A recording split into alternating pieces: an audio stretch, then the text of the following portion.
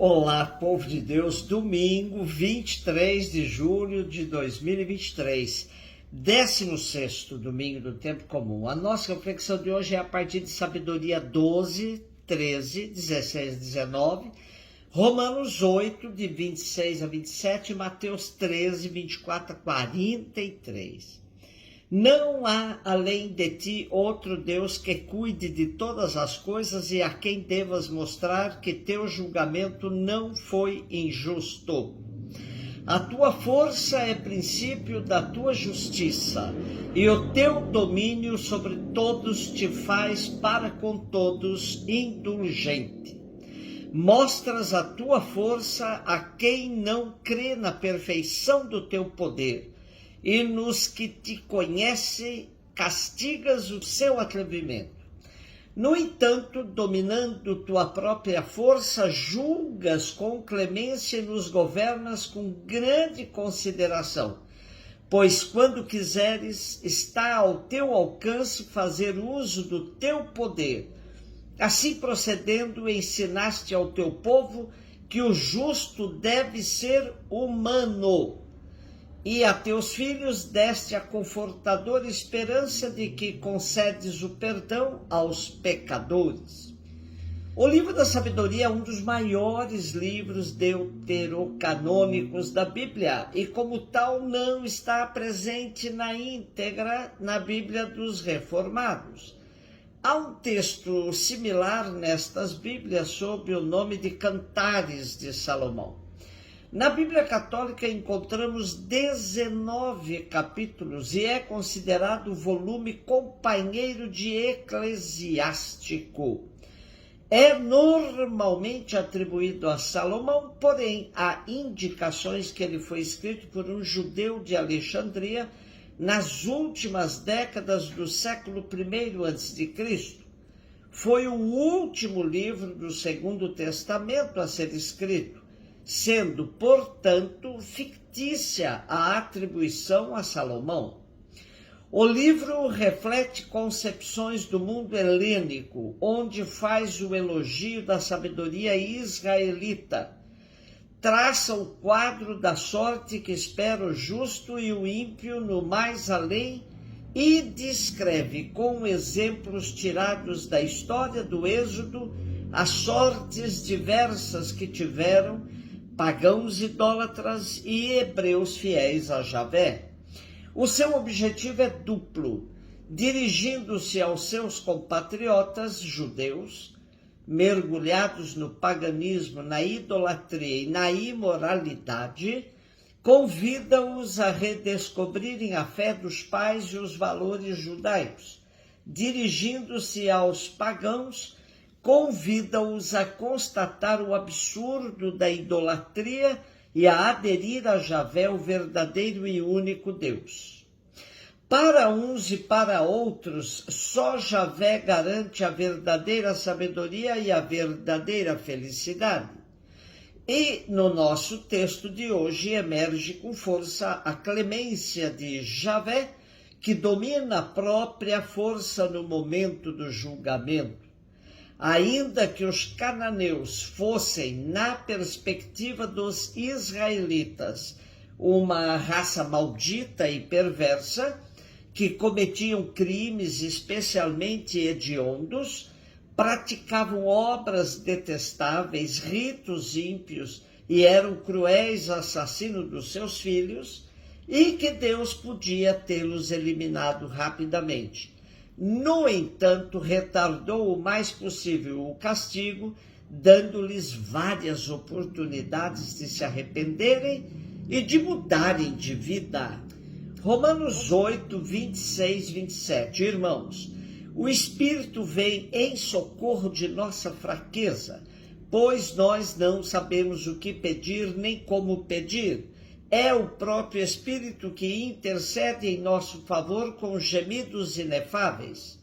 E aquele que penetra o íntimo dos corações sabe qual é a intenção do Espírito, pois é sempre segundo Deus que o Espírito intercede em favor dos santos. Continuamos no capítulo 8 de Paulo aos Romanos, onde o protagonismo do Espírito Santo aparece com toda a sua força. Quem se deixa guiar pelo Espírito sabe que nos momentos mais difíceis ele estará pronto para nos socorrer. Paulo convida os crentes a decidirem-se pela vida segundo o Espírito. E quem faz tal opção será capaz de vencer os desequilíbrios e desarmonias que comprometem o caminho da salvação. O importante, portanto, é decidir-se viver segundo o Espírito. Mateus 13, 24 a 43. Jesus contou outra parábola à multidão. O reino dos céus é como um homem que semeou boa semente no seu campo. Enquanto todos dormiam, veio seu inimigo, semeou joio no meio do trigo e foi-se embora. Quando o trigo cresceu e as espigas começaram a se formar, apareceu também o joio. Os empregados foram procurar o dono e lhe disseram: Senhor, não semeaste boa semente no teu campo? De onde veio então o joio? O dono respondeu: foi algum inimigo que fez isso. Os empregados lhe perguntaram: queres que vamos arrancar o joio? O dono respondeu: não. Pode acontecer que arrancando o joio arranqueis também o trigo. Deixai crescer um e outro até a colheita. E no tempo da colheita direi aos que cortam o trigo: arrancai primeiro o joio e amarrai-o em feixes, para ser queimado. Recolhei, porém, o trigo no meu celeiro. Jesus contou-lhes outra parábola. O reino dos céus é como uma semente de mostarda que um homem pega e semeia no seu campo, e embora ela seja a menor de todas as sementes, quando cresce, fica maior do que as outras plantas. E torna-se uma árvore, de modo que os pássaros vêm e fazem ninhos em seus ramos. Jesus contou-lhes ainda outra parábola. O reino dos céus é como o fermento que uma mulher pega e mistura com 3 porções de farinha, até que tudo fique fermentado. Tudo isso Jesus falava em parábolas às multidões. Nada lhes falava sem usar parábolas, para se cumprir o que foi dito pelo profeta: abrirei a boca para falar em parábolas. Vou proclamar coisas escondidas desde a criação do mundo. Então Jesus deixou as multidões e foi para casa. Seus discípulos aproximaram-se dele e disseram: explica-nos a parábola do joio. Jesus respondeu: aquele que semeia a boa semente é o Filho do Homem. O campo é o mundo. A boa semente são os que pertencem ao reino. Os joios são os que pertencem ao maligno. O inimigo que semeou o joio é o diabo. A colheita é o fim dos tempos. Os ceifeiros são os anjos. Como o joio é recolhido e queimado ao fogo, assim também acontecerá no fim dos tempos. O Filho do Homem enviará os seus anjos e eles retirarão do seu reino todos os que fazem outros pecar e os que praticam o mal, e depois os lançarão na fornalha de fogo. Aí haverá choro e ranger de dentes. Então os justos brilharão como o sol no reino de seu Pai. Quem tem ouvidos, ouça.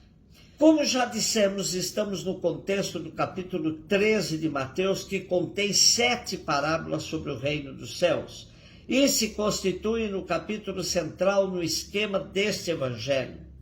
Hoje temos 3 delas. Jesus se servia do gênero das parábolas porque elas são ricas para levar seus interlocutores a pensar, meditar, aprofundar o sentido do reino. Quem ouvia as parábolas de Jesus ficava inquieto em busca do seu sentido mais profundo. As parábolas do grão de mostarda e do fermento encontramos em outros evangelhos, mas a do joio e do trigo é exclusiva de Mateus. É clara a preocupação pedagógica e pastoral de Mateus. Por isso, junto das parábolas de Jesus ditas à multidão, vêm as explicações ao grupo dos discípulos. Se nas parábolas do grão de mostarda e do fermento podemos pensar na aparente insignificância como sinal evidente da situação das comunidades no final do primeiro século, na parábola do grão de trigo e do joio, Jesus alerta para as ambiguidades históricas que as comunidades terão de enfrentar. O bem e o mal convivem no mesmo espaço e as comunidades terão que aprender a desencadear o processo de discernimento nos embates da história. A clemência do Senhor proclamada na primeira leitura e a vivência no Espírito proposta pelo apóstolo Paulo na segunda leitura são indicações fundamentais para decidir frente aos conflitos que o bem e o mal provocam.